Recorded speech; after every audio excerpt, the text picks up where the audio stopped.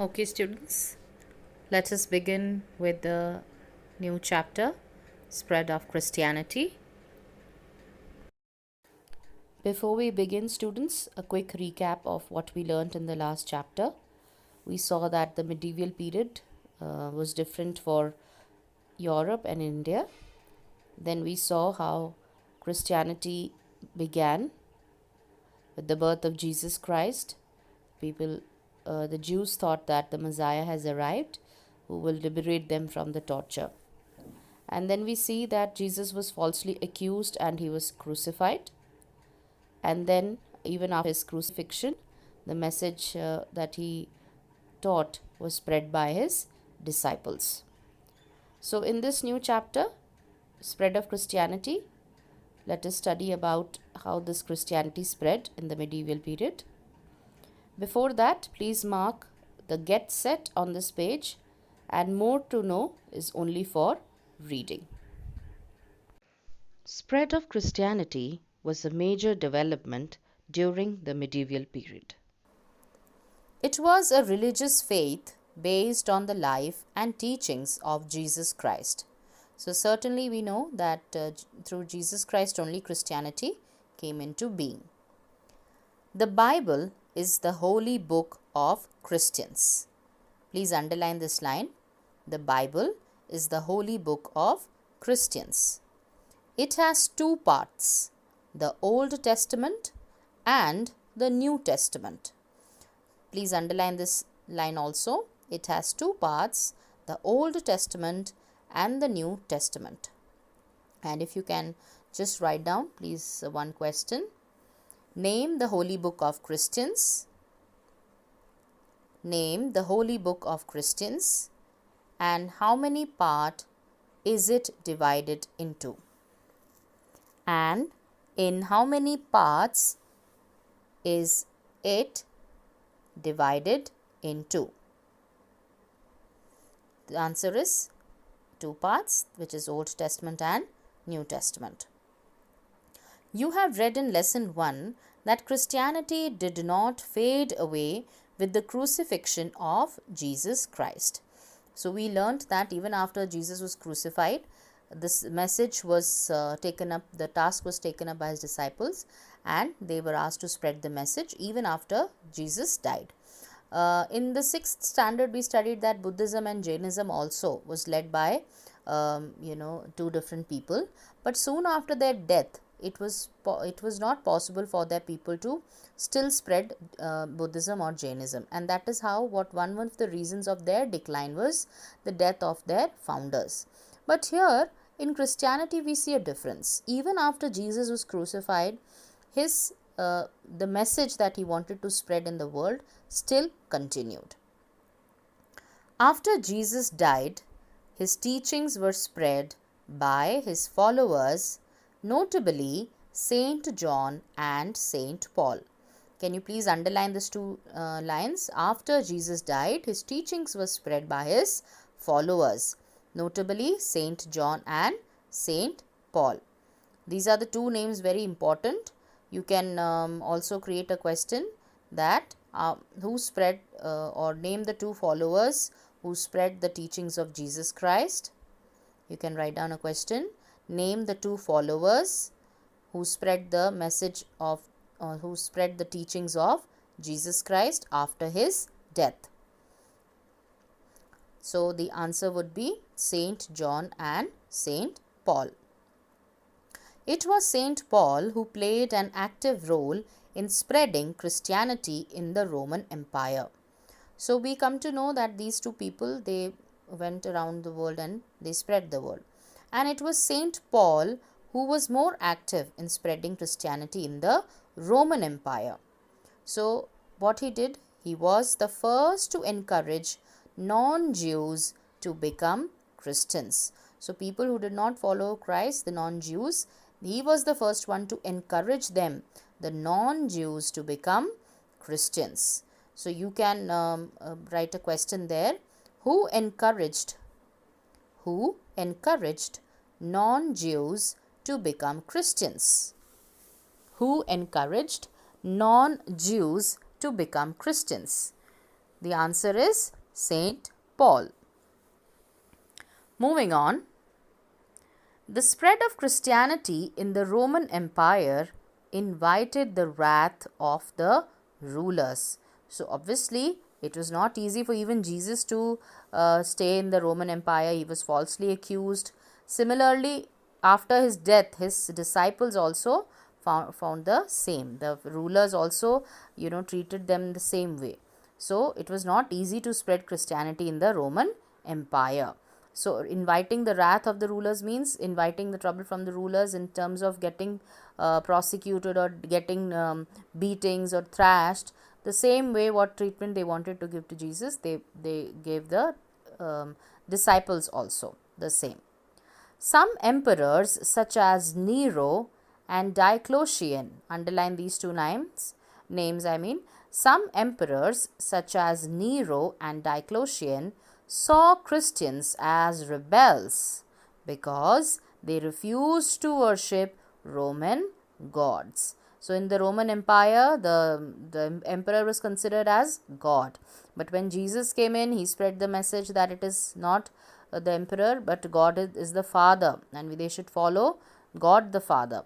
So, that is the reason that these two emperors saw that Christians are rebels. Rebels means those who do Bhagavat. In Hindi, if we say rebels, because they refuse to worship Roman gods. So, people who spread this message of Christianity, they consider that these people are rebels, and those who follow Christianity also are rebels, those Christians, because they refuse to worship Romans who worship Roman gods.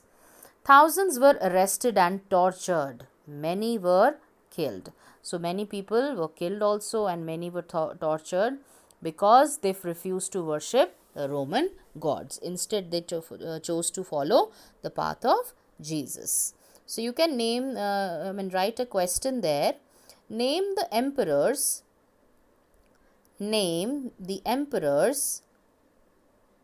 who considered Christians as rebels.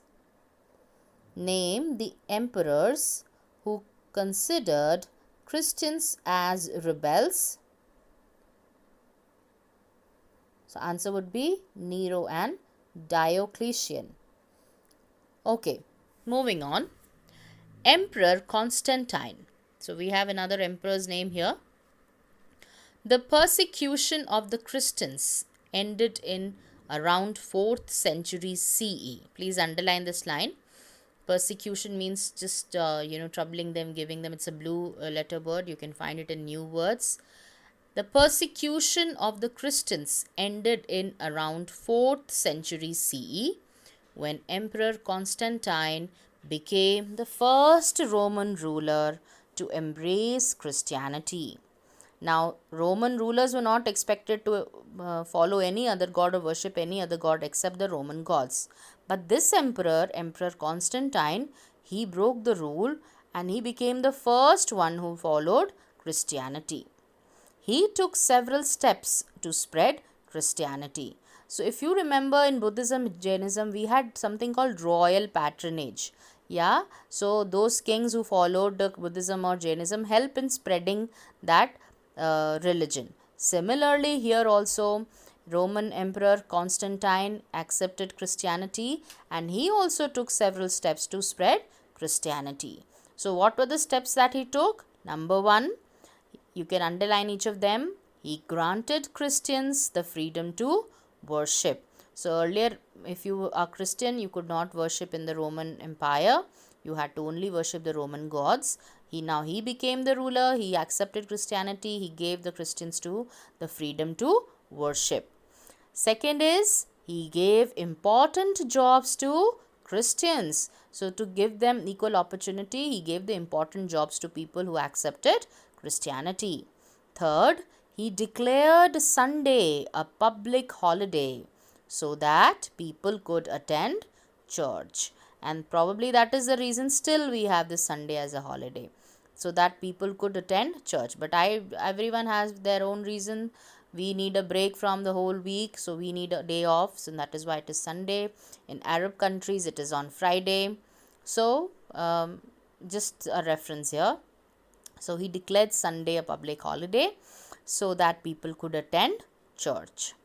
He also built many churches. So another way he took that step to spread Christianity was that he built many churches.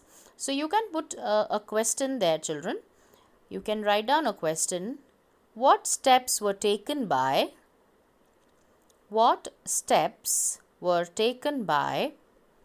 Emperor Constantine? What steps were taken by Emperor Constantine to spread Christianity? So you have 4 points here. You can present the 4 points. Okay, moving on. The shift of capital. Now there is one picture shown. Emperor Constantine legalized Christianity in Rome. On top we can see that. Okay, shift of capital.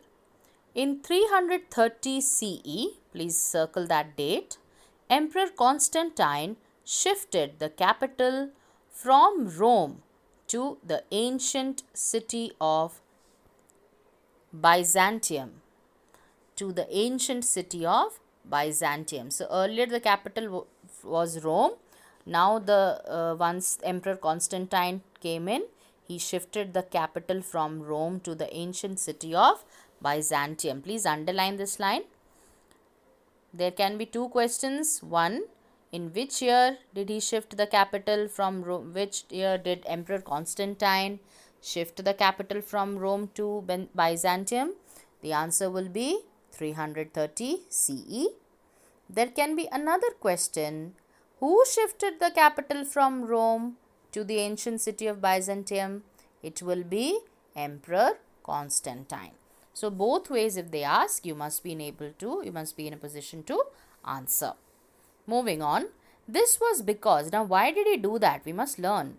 This was because he believed that the Roman Empire had become too big to be administered efficiently.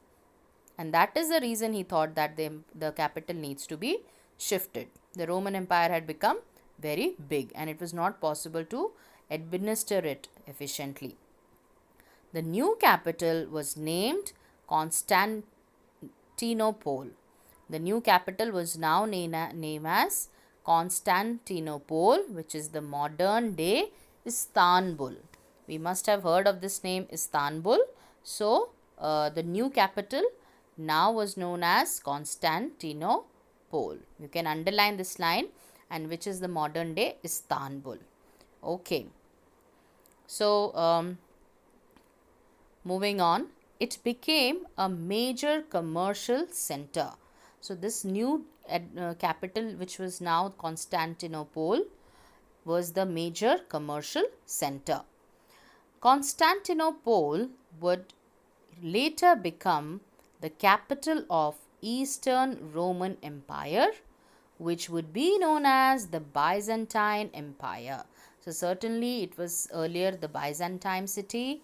Now it is saying the Constantinople later became the capital of Eastern Roman Empire, which it would be known as Byzantine Empire. So instead of calling it as the Eastern Roman Empire, they termed it as Byzantine Empire. Next is in 391 CE, one of the Constantine's successors, one who came after Constantine,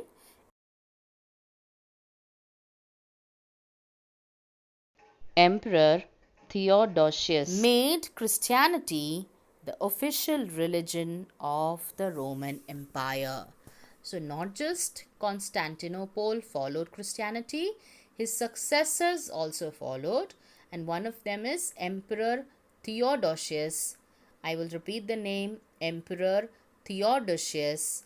He is the one who made Christianity the official religion of the Roman Empire. So after that, the official religion of Roman Empire was Christianity. So you have few names here and dates. One is 391 CE. Who was the successor? One of Constantine's successors, is Emperor Theodosius, and he's the one who made the religion Christianity as the official religion of Roman Empire. And another date on top we can see is 330. That is when Emperor Constantine shifted the capital from Rome to the ancient city of Byzantium. And just a quick recap there, the new capital was named as Constantinople, and which is also known as the modern day Istanbul. So children, we will stop here today. I want you to just give a recap and read through the lesson along with this audio once again, so that you get a understanding of this chapter, and you can also read the next few pages, and in the next audio we will cover a little bit more about this lesson. That's about for today. Thank you, children.